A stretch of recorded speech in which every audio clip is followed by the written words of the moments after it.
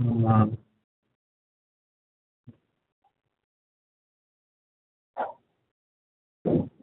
okay.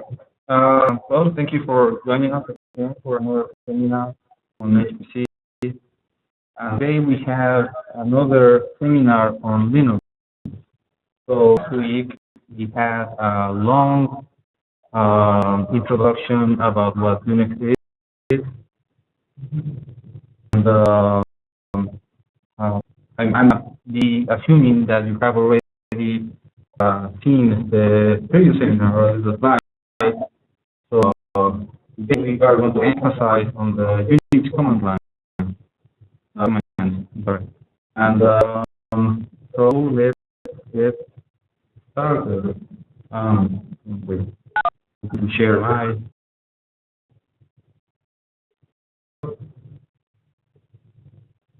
Okay, you'll be able to see my desktop now. And okay, let's get started. Right. So this is an overview on the different topics that I'm going to talk about today. And so if you have never Unix or Linux in your life, I gave you some idea on where you can give it a try. If you haven't had a video, please try to spend a lot of minutes about this. If not, well, here's the game. If you have a Unix system or don't have access to a Unix system, some of the options are to download a live CD or live DVD that you can either burn on a CD or a DVD or a USB, and then just put your machine with that one. You can install something called Sequence, but I think for our purposes, I'm going to be using an online terminal emulator. This is like on the bottom, you can see two links to two different websites. I think I'm going to choose to use the last one, the simpleshell.com. Give it a try on your own computer. Just a website, and you don't have to install anything. Just the website, you get a window that will a black window that has the emulator terminal, and for all the different exercises that we're going to do today, type the command, and it should just work and give you the full Linux/Unix experience that you get from a real system. If you account on a real Unix system, like Kraken or any other exceed, because this login and try to follow with the different examples we're going to be doing today. And you don't have, well, just use this option for the exercises. On Unix, basically we have a command, and any instruction, everything you want to do on a Unix system is going to be expressed to command. The last time I gave you some examples from the basics command. Here's another example. TP means for copy, and TP command is used to copy files. So as you can see on this slide, well, a command has of course the command name in the beginning of the line. You can specify different options and specify either files or arguments depending on what Unix command you're planning to use. So, for example, I gave you how to do the copy command on Unix website. So you can see on the bottom part of the slide that copy has different options, capital R, and capital H, capital L, all the way to capital X. They will all mean something. They all modify the behavior of the same program.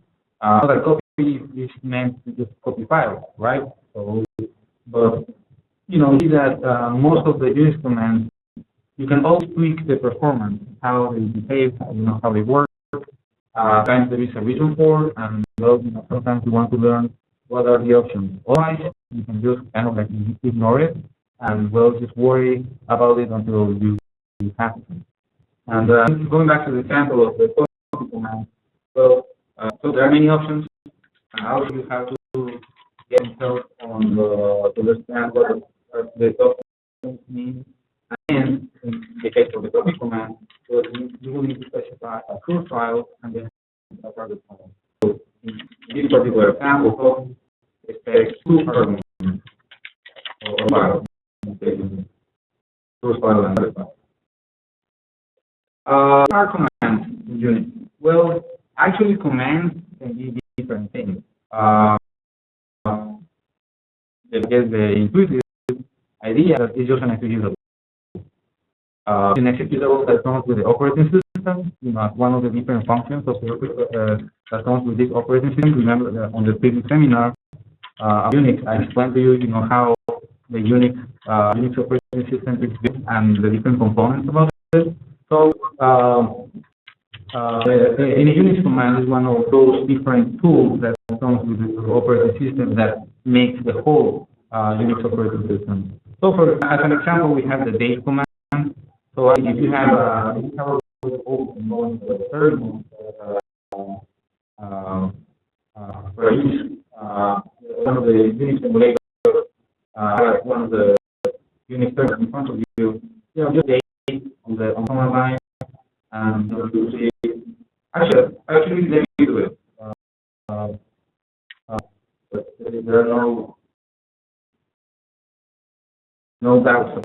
Let me do it. So this is the website for the simple shell, and here's my Unix app.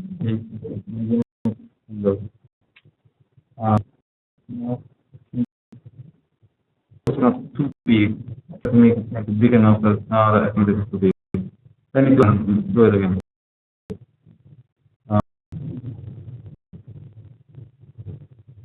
Make it big enough so that everybody can see what I'm doing. This is probably good enough. Okay. So, for example, I told you that there's some date, command for date. Like this on my Unix terminal. Enter this command is going to return the date of the week, the month, the day, and the time for the figure for that system where the system is going on. Some other commands. Or commands like cd. So something that I hope that I will make clear enough in the seminar is that there are programs that with your operating system. There are programs that you can build, for example, a scientific application like MATLAB, for example, or GoMax. That's a program that you can download and install on your own computer. Those programs, they don't come as part of the operating system. Just, they can add on the And on the previous seminar, I also talked a lot about the shell or the command interpreter. Well, shells also come with a lot of built-in commands. For an example, is the C command. It will look just as any binary, as any other program tool that comes with your operating system.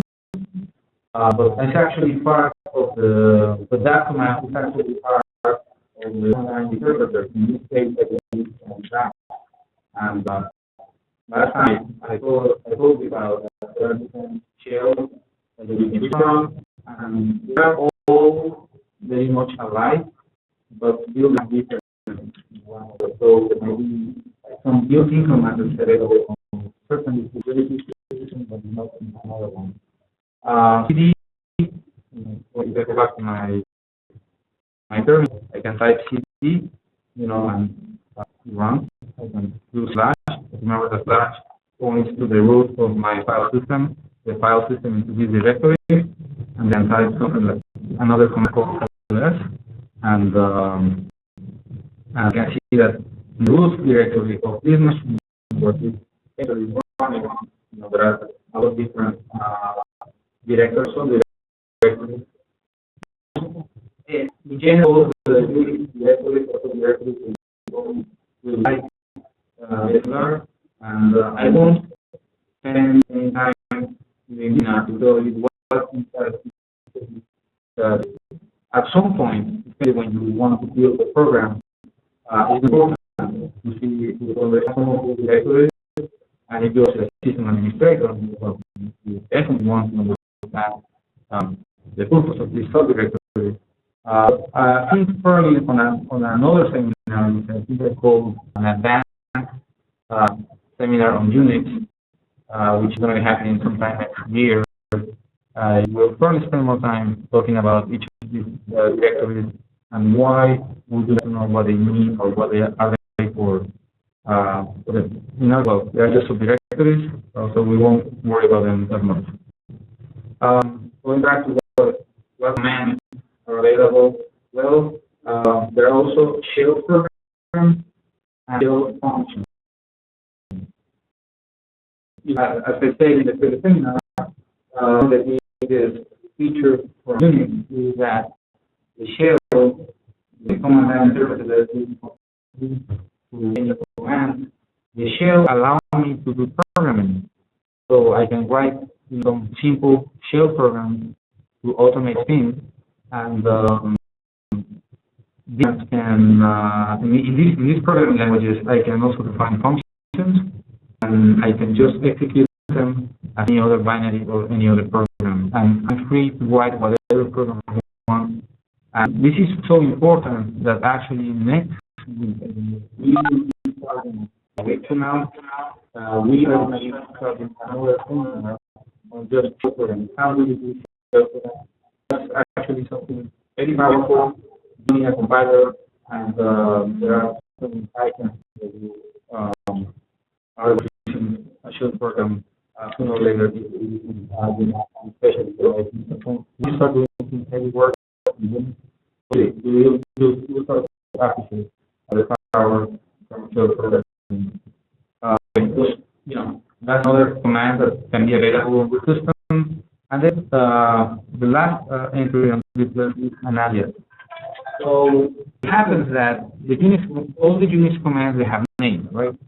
Somebody, when he came up with the idea on, naming programs in a certain way, like date, to see the date and the time of the system. But you can always create an alias for I don't have time to think about such a way that remember that the commands have options, and sometimes the options can be long or obscure, and you don't want to remember all of them. So you can I call you right back? Create an alias to Let me be right back. a different version of the basic program or other options that you execute those edit commands in your terminal. They will automatically use this different version of the same program you have specified. I won't be giving examples. Is this better? I think we'll do that on the next my mom is got this really bad chronic. So here's a list of she's just really having a hard time, to the point where you remember what I said last time? Look daunting, but don't be afraid. You don't need to know so far each of these commands, really memorize what a function is or how to use them. Then I know what to do. Unix is something really bad. It's And anybody just start learning what you need, and as time goes on, and so more on the different. we've tried drugs that work on bones, tried drugs that work on muscle. We've tried drugs that work. We're about to try drugs that work on nerves. So and let's start where is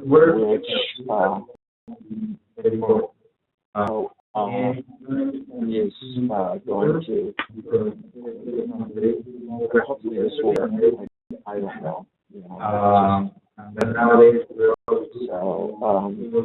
So dealing with that, negotiating with the physician about what doses and everything. The point of the screen and those All is So where it gets okay, but she's in a lot of pain. good thing about the Allergies. a lot of they have to get Very few especially pain when you are new, and even if you're not new, and she you doesn't want you to can take have them years of out. experience. So, It's just that there are some new commands, some new options that you because always she is who she go is. back to reading the manual or looking for help because there is one option that I guess, I don't know. There are certain things I just forgot don't or you don't know. know, and you always want to documentation on how to do it. So here on this slide, I'm showing you different ways on how to get help. So the first one, file, And she show can't the take file type. ibuprofen. So remember I said in the last time that everything Can't is take file. ibuprofen with that. Kind of. So she's basically really only got But still, there is no concept of extension. the other For example, on over Windows and that really doesn't DOS platform, I will I need to name all my executables with Can you hear me? like that's perfect. morphine or Perfect to, oxycontin. make hear me? sure that that's executable. In the case of Unix, I don't. And, well, If you can hear me, please mute your mic. You can do command it from file the interface. that can show me, what is If you the, click participants, you what is can the click type on of your a own person, name and mute your mic. the certain file that I don't know. So, for example, let's look at this one. Right now, she doesn't feel much better because she is hurting so much. Try But I'm assuming that she is better because she's not out of that release the way she files was. is just an So hopefully that is helping.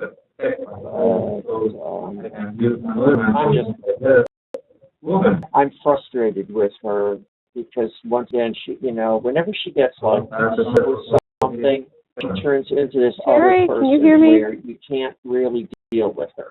She has in control of everything. And, the only thing I'm allowed to do, I can't let me make it public. Now I can get myself, or let me, and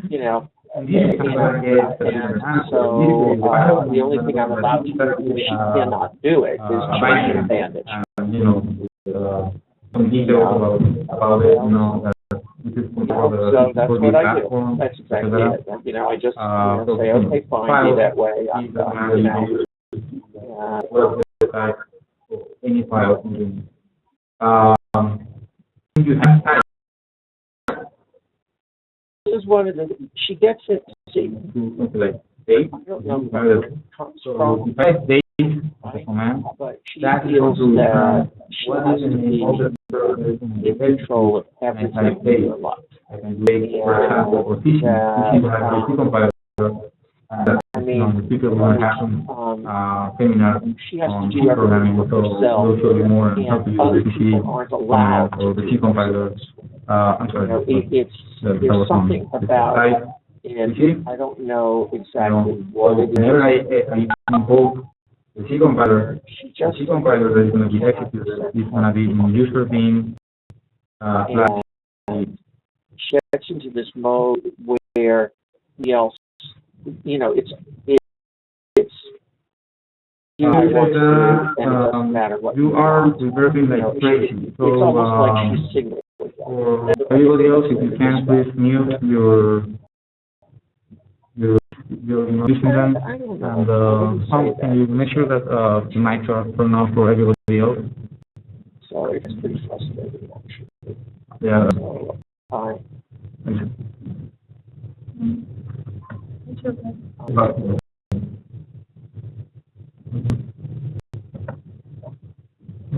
I'm sorry? No. No, hold on a second.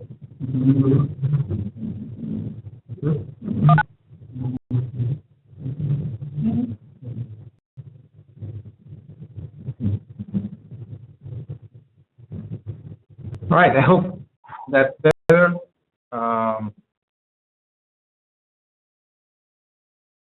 Okay. Which will do a similar thing, like if I'm looking for a specific program, and either it is which command, and that will also show me the location of the binary. It will be important sometimes when you have multiple multiple compilers.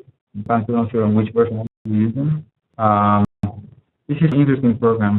Another way to get help, man. So this is famous for the man pages.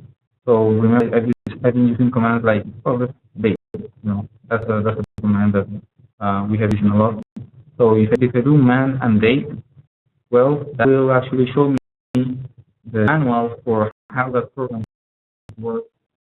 Options that what you explains what all of these options do.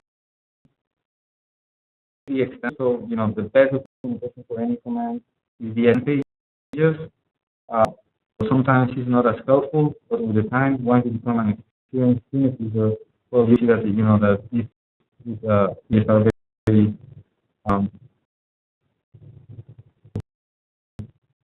we have the apropos command.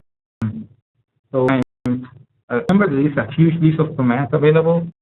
So there is a apropos command that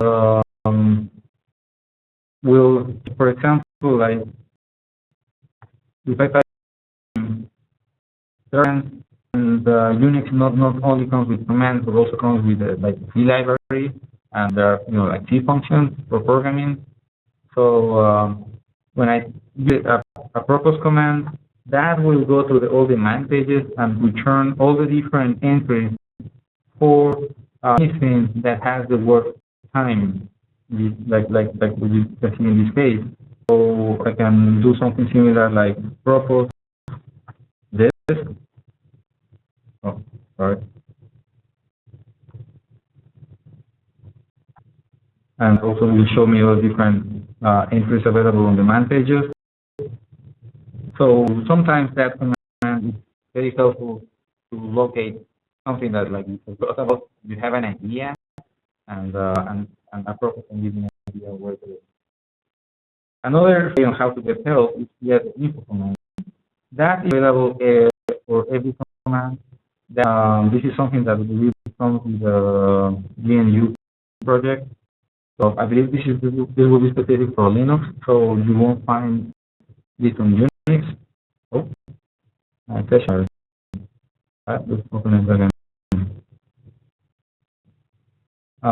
So I can do info command, and it will show me, the again help and what they do.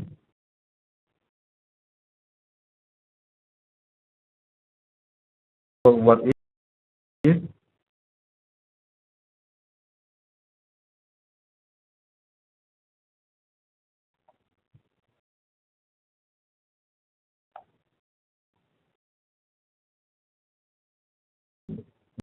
okay. Oh, yeah. So I can type what is date. Nothing appropriate. Let's try another one. What is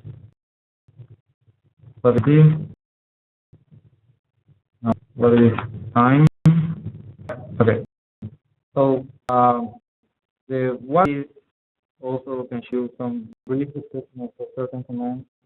And I think that actually in this case for the what is that only works with built-in programs. Yeah, I think that was specific for only for built-in programs. That there are commands which are like a binary that don't really require anything, and there are other commands which are part of the shell. So what can help you to do definition on the built-in command. And another way to get help is via the option. So it will show me, the internal help for the program that I executed with that option. I can do date dash no, I'm sorry, like cp dash help, and also show me internal help of the program. This is also from the GNU. This is available on any Linux system, but not available on Unix system, like IBM system running AIX, for example. But I think that's the way of how to get help from programs that you don't remember or you're not sure what, or you are just learning about. So you just touch that help, and then that's how you can get help. So there are different ways to help. Still, if you're a new user, there are always books you learn more. Another concept, an important concept when working with any Unix or Linux system, they are called the standard string. See on this slide, I have, whenever for a program, all the that goes to a program through something called the standard string. So a command, like how are you, all those characters will get a program to something called the standard input.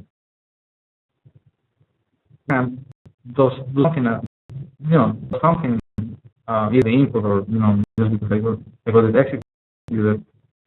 Output from the program will come out to something called the standard output, and usually output goes to screen to my terminal.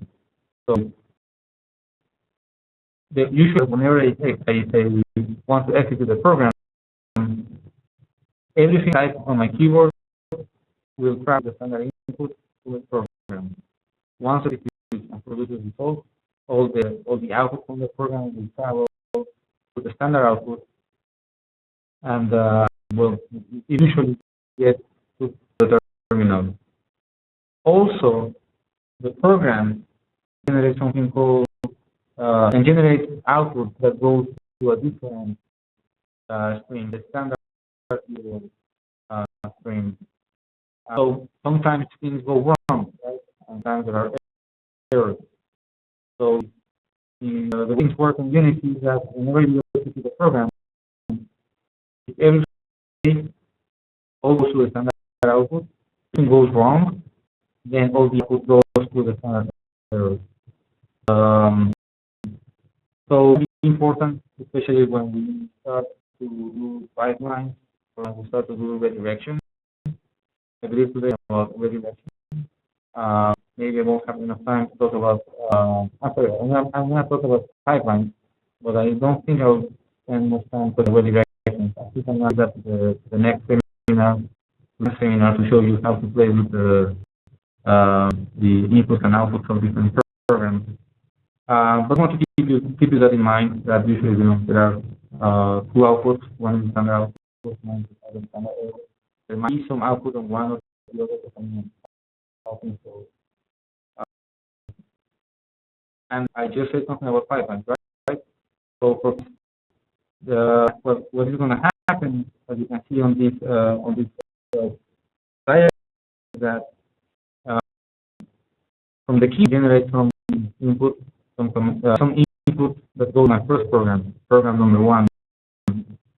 Once it does something with it and produces the result, the output from program one, and then or pipe into another program that in this case is called program 2. And the output and output of program 1 can be pipelined into the standard input of program 2. So then program 2 will receive something to do, and I can also pipeline the output from program 2 into program, like in this case program 2. And so in this case,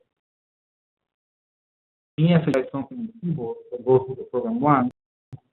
The program 1 sends the output to program 2. Program 2 sends the output from program 3. If any of them fail, and nothing produced on the standard error, all that output will be sent to the screen, to the display. I won't be able to see the output from program 1 because all of it goes to program 2. I won't be able to see the output from program 2 because all to program 3. But if program 3 is the last one, anything that's produced by program 3 will be sent to display, and then I'll be able to see the final result. We will actually have an example about that. I wanted you to understand the details on what pipelines are. So examples that I want you to try to download and let's play with it. Some of these I've used these examples for other purposes. So this will give us a way on how to break with the different files. So here in this example, I'm using a code wget. Wget is available in Unix systems, and I can use this command to pass an address, a web address, and download files directly to my machine. So in this case, I have a file called crashcourse.pgp. It's in my website, and I can use the wget command to download it directly. I don't even have to use a web browser to do it. It will happen to Unix. If you are too long, HTTP does//. If that, you could use the short version called that you can see right on the right side. So I'm gonna copy.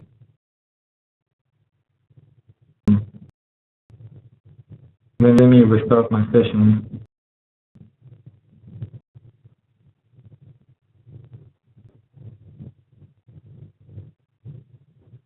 Let's start a new fresh session.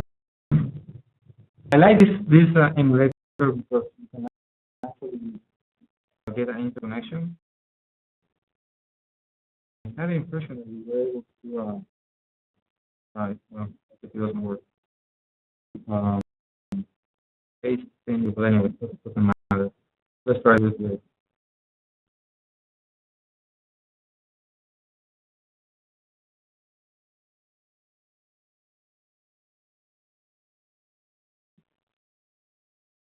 Right? I use the wget command to download a file, a short version, and that was resolved into the proper address. So now, my home directory, I should be able to see.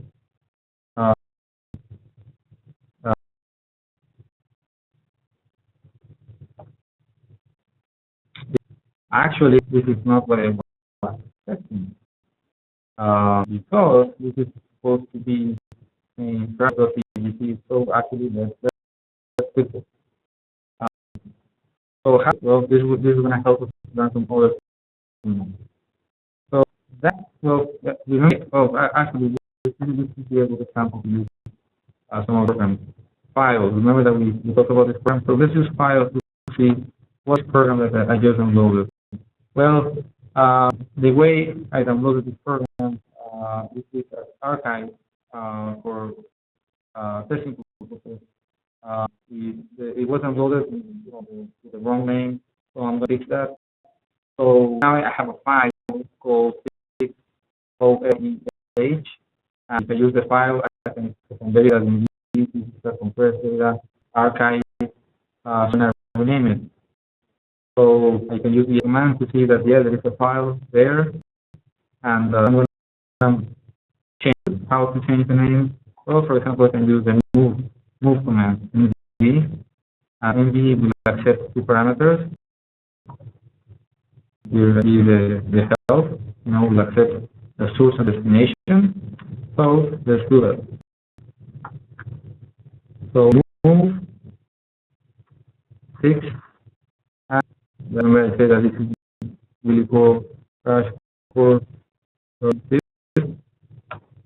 now I will select again. You see now my file has been renamed. I have to use the copy command. I will do the same thing. I use the move. Now in Unix, it's very common to use compressed files on type files. So in this is a compressed file. So how to on compressed files? Well, we can call unzip. The unzip command will accept also one file. Right? Oh no. Well, we can do the next command. Unzip. Okay. Do that. The file, the extension of my file has been renamed from PGG to star. So now it's uncompressed. Now this is an archive, so there are many files in the system. So load the files out from this archive. So how do we do that?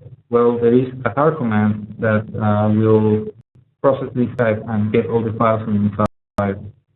How to use it? Well, again, I'm not sure how to use the tar command. Many options, and we all mean something.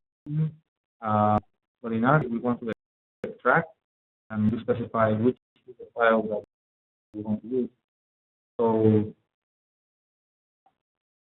I have experience that I can use these three options. In this, for the tar command, the X stands for expand. Is that I'm going to give you an archive, and I want you to expand it to get me the content from it. The option will indicate the tar command screen what to do, what is happening. And the X just specify that this is the file that you want to use for this purpose. So it's going to be my command line. When I hit enter, I can see on the screen that tar was able to identify that this is an archive, and these are all the different program files available in my archive. So now when I do that, now I see my file, my archive, plus a directory for crash. Let's crash. How do I check what's inside of a directory? To the cd command. It is crash. Never. Remember that elevator option? And do for example, to get more information on my different files in that archive.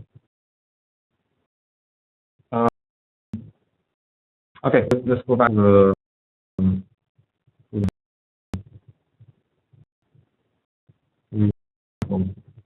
so slide. I just show you, how to load and process this archive. Remember, I show you this list. On this, I show you a huge list of commands available on Bash. Well, this is Bash on Linux. Well, I got this list is that I didn't type all of these entries by hand by myself. Actually too much work. I'll be honest.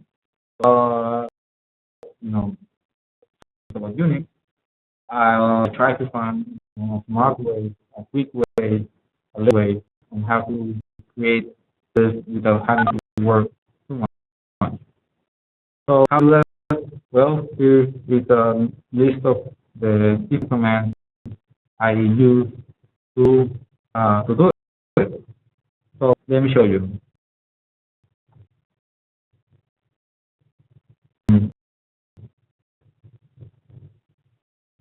That's all the commands that we're going to be typing. So here you can see that there is a file called list.txt.txt. The tells me that this is a compressed file. So the command to verify that indeed that's a compressed file. Yes, that's file. So let's uncompile out with the concept from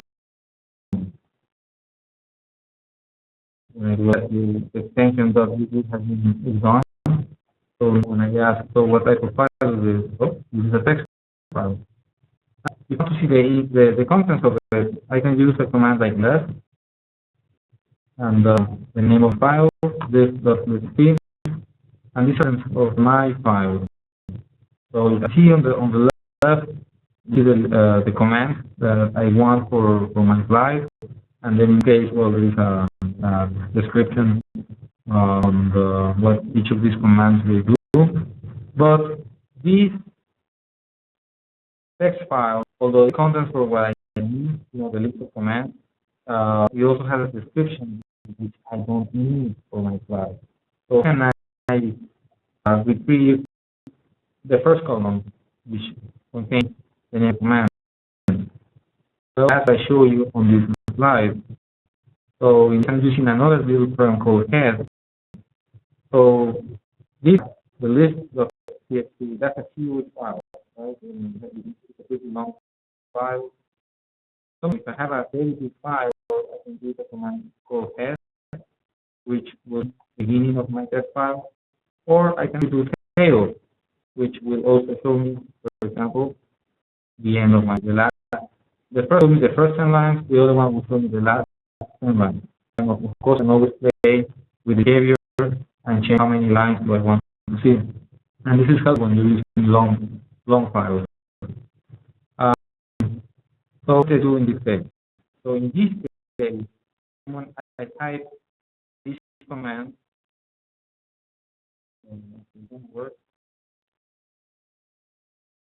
So in this type this command. So my with Unix, I know that there is something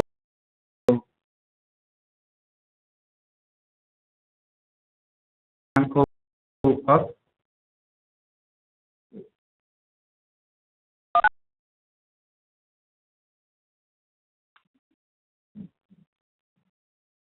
There is a command cut.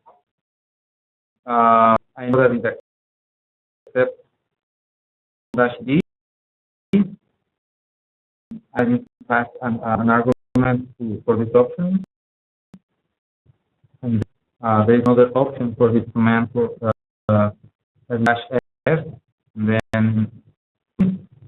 and then the file. So let's see what happens. So on this program, as you this is something called cut. I'll tell you what it does. And I received several options that what they are. They don't mean anything for you, so that's fine right now. And there is the input file called list.txt. And then at the end, you can see the bar. The bar allows me to regulate the output from the first program into the second program. Which is the second program? In this case, is called head. If I select the output to head and just type there to see what happens, it will appear somehow. Well, it doesn't become very readable, right? Just the head, just the command, just to check the end of it. I can also do like tail, for example, to see the last 10 lines, or I can do less. So with less, I can also look at the content of it this way. But there was a problem with this command. So I was able to first column. So you see that there is a D in there. The D is there because when you look at the original file, the very first column for this file contains letters, the section for commands that start with A, commands with B, commands with C, etc., etc. I don't need that. So can I get rid of it? Yes, there is a way to get rid of it. So here, I make use of another command called set, which I guess is a very powerful command. You can programs with it if you want to. Just the power of Unix. You get the details on what all means or stands for. I just want you to see how it can be. So now, new command, you see that it's on left, so on C, the D is on, etc., etc. So I'm finally able to get a list of the Unix commands that I can use for my slides. So let's understand how this works. So the first is the cut command. And what it does is that it's going to separate the lines from my input into columns. So I use the -d option. In this case, to specify that the white space is defined the separation between each column, and then the -f option to specify that in this particular case I want the third field from the input file called list.txt. Once the command executed all the output goes to a second program called test, and then we receive one argument. The argument is actually a regular expression. It's called the advanced seminar here. I'm sorry, explain more about regular expressions. Are incredibly powerful to describe information. So in this, that particular regular expression, what it describes is each time that only one character move it.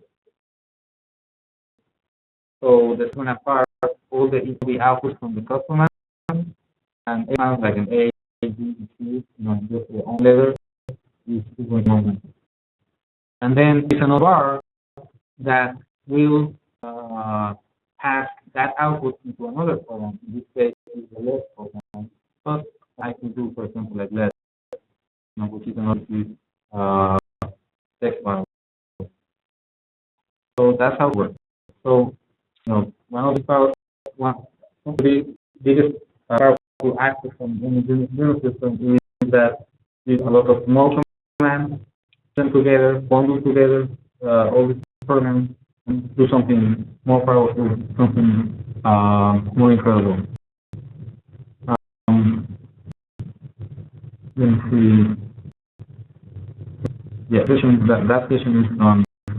That's the only problem with that emulator, that it will expire every 15 minutes. But I like it because it's pretty good one. Well, this is it. This is all I have for today. Here's one. Again, there are always very good books on how to learn more about Unix or Linux. We are going to have more sessions specific for shell programming, which is part of the command line. But, it's a whole program language in itself. It can be very helpful, very powerful in Unix systems. We are going to have another seminar. I call it an advanced seminar on other topics. I guess in that time I'm going to be talking more on edition processes, probably do some ideas. We'll go through the details on the different subdirectories as well as the slash root, the root directory slash, and it might be important for you. But that's going to be especially important, once you start developing programs, and then you want to, find where my include headers, where are my libraries, etc. So here's a list of some of references that you can use to learn more about Unix. And well, this is it. If any questions, let me know. And I guess you can use the chat and questions you might have.